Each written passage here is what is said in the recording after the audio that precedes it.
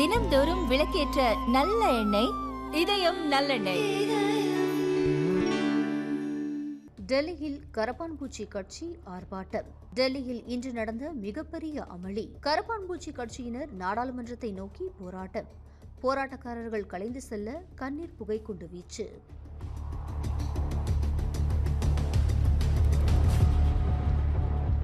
NEET தேர்வு வினாத்தாள் கசிவு, சிபிஎஸ்இ ரீவேல்யூவேஷன் உள்ளிட்ட விவகாரங்கள் குறித்து மத்திய கல்வி அமைச்சர் தர்மேந்திர பிரதான் பதவி விலக வேண்டும் என்று கரப்பான்பூச்சி கட்சி நிறுவனர் அபிஜித் தீப்கே தலைமையில் மாணவர்கள் மற்றும் இளைஞர்கள் போராட்டம் நடத்தினார்கள். இதனால் மத்திய டெல்லியில் சிறிது நேரம் இணைய சேவை முடக்கப்பட்டது. 4 மெட்ரோ ஸ்டேஷன்கள் மூடப்பட்டன. போராட்டக்காரர்கள் நாடாளுமன்றத்தில் நுழைய முற்பட்டபோது காவல்துறை கண்ணீர் புகைக்குண்டு வீசி அவர்களை தடுத்தனர். நாடாளுமன்ற மழைக்கால கூட்டத்தொடர் இன்று துவங்கியது. அவைக்கு செல்லும் முன் பிரதமர் மோடி செய்தியாளர் சந்திப்பில் ராகுல் காந்தி குறித்து விமர்சனம்.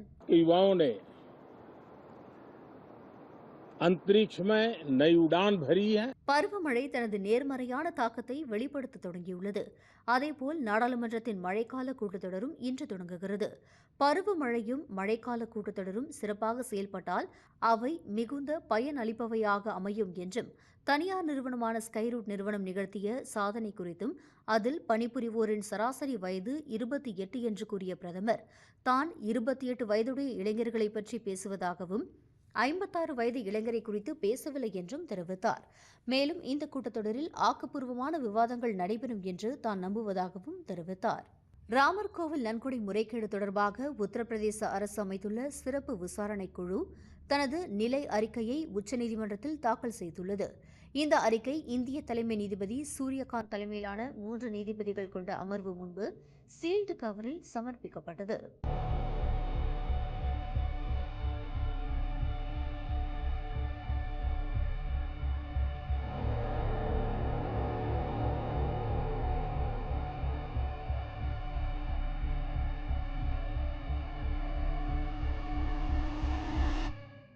ராமர் கோவிலில் நடைபெற்றதாக கூறப்படும் நிதி முறைகேடு குறித்த வழக்கை விசாரித்து வரும் சிறப்பு விசாரணைக் குழு மறுசீரமைப்பு குறித்து உத்தரப்பிரதேச அரசு விளக்கமளிக்க வேண்டும் என்று உச்சநீதிமன்றம் உத்தரவு.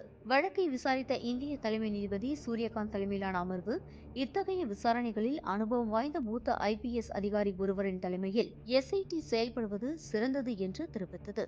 கனமழையால் ஏற்பட்ட திடீர் வெள்ளப்பெருக்கு ஜம்மு காஷ்மீர் மாநிலம் பூஞ்ச் மாவட்டத்தின் மெந்தார் பிரிவில் உள்ள சச்சல்லா கிராமம் மற்றும் மங்கோட் பகுதியில் இயல்பு வாழ்க்கையை பாதித்துள்ளது.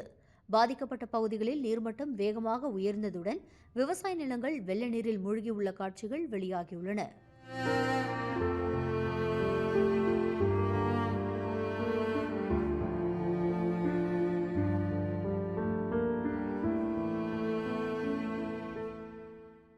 ஜம்மு காஷ்மீர் மாநிலம் பூஞ்ச் மாவட்டத்தில் கட்டுப்பாட்டு கோடு அருகே உள்ள பக்யால் தரா நாலாவில் ஏற்பட்ட திடீர் வெள்ளப்பெருக்கால் பல வீடுகளும் நின்றிருந்த விவசாய பயிர்களும் கடுமையாக சேதமடைந்துள்ளன.